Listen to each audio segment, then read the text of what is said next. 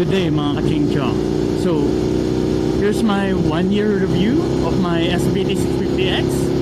So, on the clock, it's 13,020 kilometers for 1 year. So, I bought this on May 1, 2025. So, my top 6, what I like about my SVT650x is basically the power, the torque of it.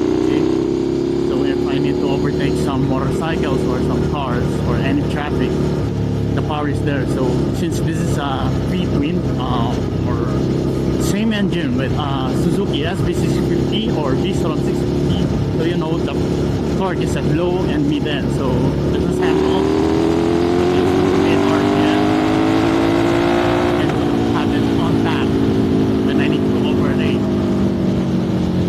It comes with a Brembo caliper, but it does not have the master of Brembo. So you know, since this feels a bit spongy, so yeah. Then it has the Marzocchi suspension in the front, the Marzocchi in the rear, and the front one is fully adjustable. The third one that I like about my SVT650x is the bumper it gives, and you know, since this is in V-twin 45 degrees, same with the SVT650, it has some minimal vibrations on the handlebars and footpegs, but it's a variable thing. So yeah, instead of some of the motorbikes that I have, the maintenance, so it's a low maintenance motorcycle. So same with the Suzuki SV650. So you know, I change my oil every 4,000 to 5,000 kilometers, and yeah, then my fuel consumption is basically what I like. So in traffic it goes around 16 to 18 kilometers per liter, and for highway rides it goes from 22 to 26 kilometers per liter. So you know, the fuel consumption is very good for this motorcycle. So the fifth thing that I like is the heaviness or the stableness of this motorcycle when it comes to highway and some crosswinds. So since this motorcycle is top heavy, so there's a pros and cons. So in highway runs it's stable, but in low speeds or in off-roading it's a bit heavy and hard to maneuver. So yeah, it comes pros and cons. And the last one that I like about my SVT is the price. So here in the Philippines, plus in the dealer, it was 429,000, and for all the features that it has, so it has Brembo front and rear, and Marzocchi front shocks and Marzocchi rear shocks. So it gives the comfort that I like when I am on highways. Plus with the 7-inch TFT display that gives me all the needed information that I need.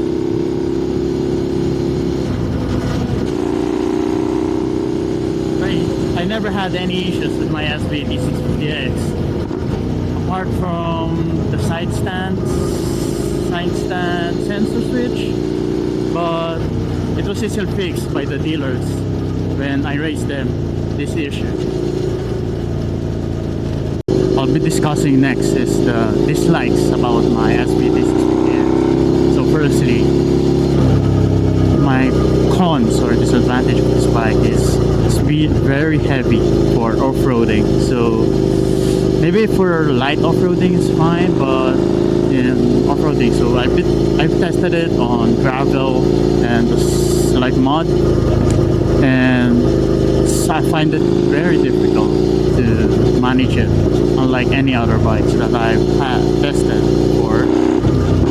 So I came from Cove 500X, so it has the same engine with CP500X, but that is very light and nimble motorcycle compared to this one. So this is more of a sports tour my first one, so it's hard on off-roading, so yeah, beware of that one. Then secondly, it's the suspension of this. So it's configured as stiff unless you have the bags, the panniers and the top case. So if you don't have it, or just in bare bone, the rear suspension is very stiff. So yeah.